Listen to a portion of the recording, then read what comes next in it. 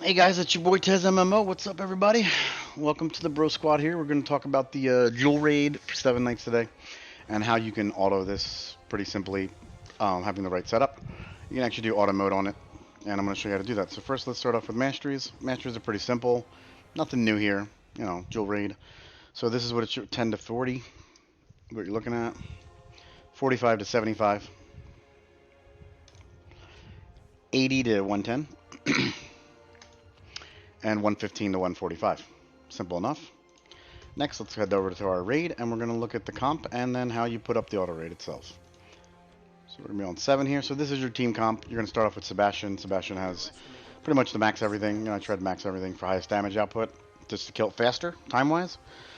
So you can see here, plus 10 HP, damage 7 times, crit damage. Make sure that you do have on Rachel, on Sebastian, and Chloe, that you do have either the Guardian rings or the Willful rings, either or, and then you can have substats after that. But this is actually a little bit off too. I can obviously add more damage to this by adding a damage lethal PVE jewel as well, and then taking off the skill cooldown because it's not really needed.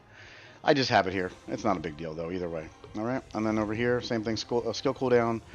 Increases 1 to 5 target attacks, and I have magic attack by 20%. Simple enough. For Chris is obviously your healer. He's going to heal after every trash mob wave is dead, which Sebastian will kill it with ease. Everybody will be full to max, max heal. And I just put the basic on here, and he doesn't need anything else really. Skill cooldown, I mean, you're not going to be using anything but his passive for the most part. I will never use him in auto, obviously, attack-wise. There's no point. Chloe, though, is a key factor in here, and in this case, you have lethal rate on both of these. You have HP max, immune to all 4 attacks, for 4 turns, and I have evasion rate on there. As far as her gems go, I mean, I want more. That was trying something out with a damage build to see if I can use her second skill to clear the trash wave, but I can't, no matter what I do.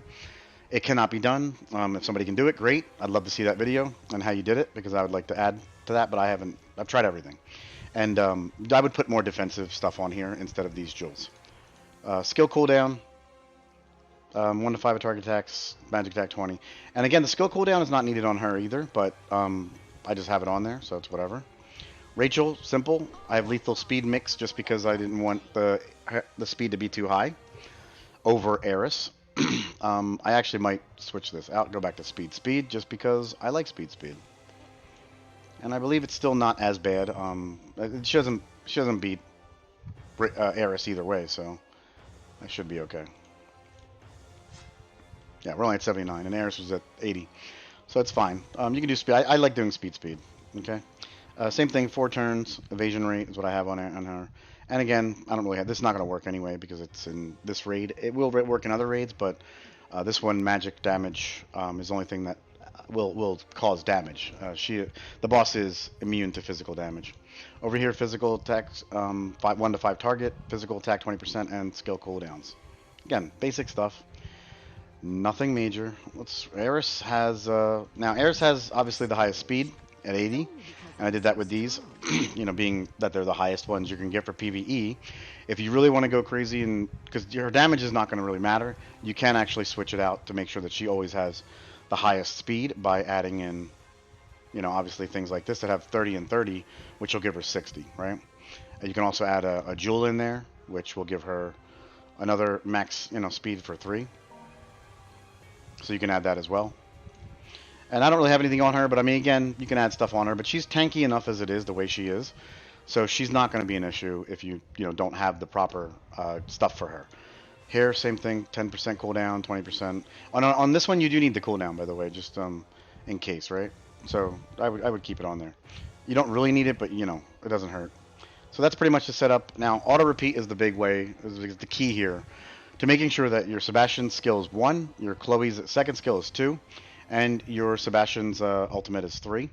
This is optional, the fourth skill that you have here, because the crit, or the debuff that it puts on the boss is all you're using it for, and the debuff is the counter rate of the boss being decreased. But from what I've noticed, and I've actually done a couple tests where I had it on the boss and I didn't have it on the boss, and it seemed like it pretty much was the same Like the boss never really lost counterattack rate.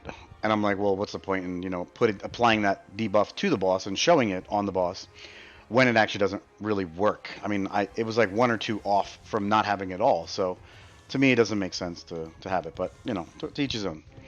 I put it on there, just why not? It's not going to hurt it. It's not going to hurt the rotation of 1, 2, and 3 anyway. So as you can see here, you're going to start off with clearing the trash wave. And I tried it where I didn't clear the trash wave first, and I put on Chloe's skill, and it doesn't work. You lose somebody.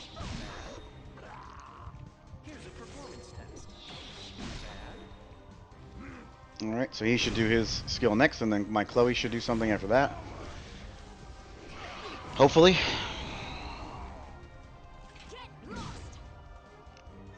Actually, we have waves, so we need to clear those out first. All right, perfect. So Chloe did her thing. Now the waves will be cleared. Oh, and hopefully my Chloe doesn't die. I think it takes 0 damage, so we should be fine. Yep, we're good. All right, so now you're gonna see Sebastian clear, heal up everybody, do his chain attack, hit it again, and now Meteor should go second right after because Chloe's skill is still on cooldown.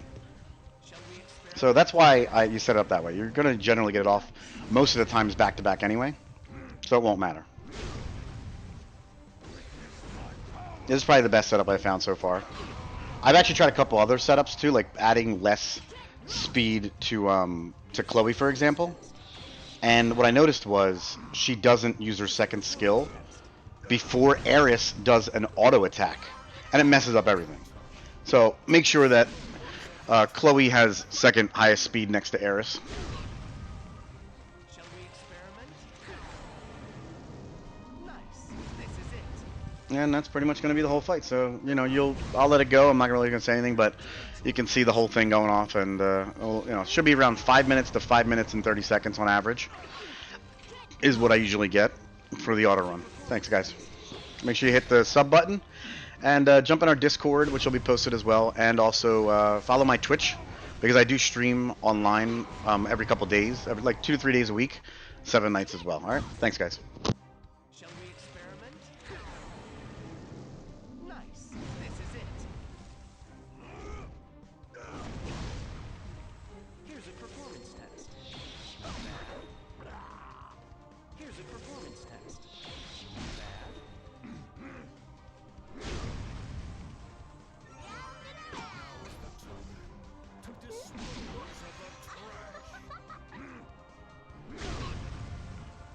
Shall we experiment?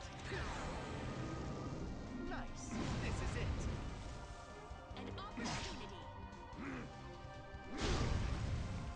You dare to oppose me?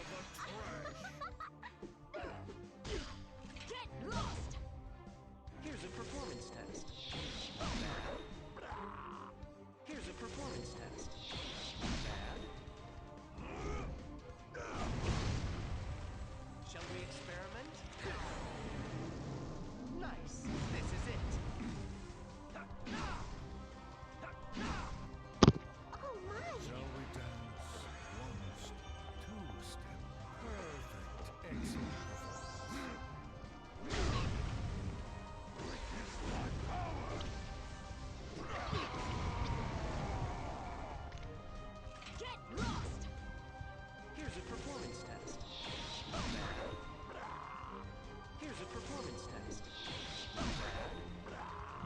You dare to oppose me?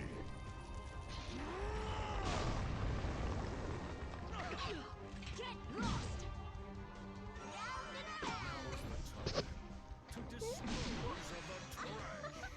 Move! I'm busy. Here's a performance test. Bad.